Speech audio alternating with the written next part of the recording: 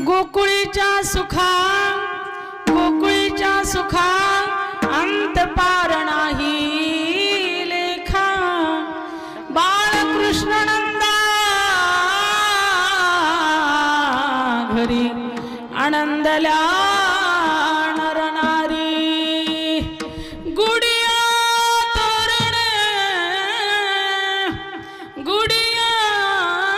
तोरणे करीती कथा गाती गाणे बाळकृष्ण नंदा घरी आनंदला नरनारी. थोडं मोकळा आवाज कर. तुका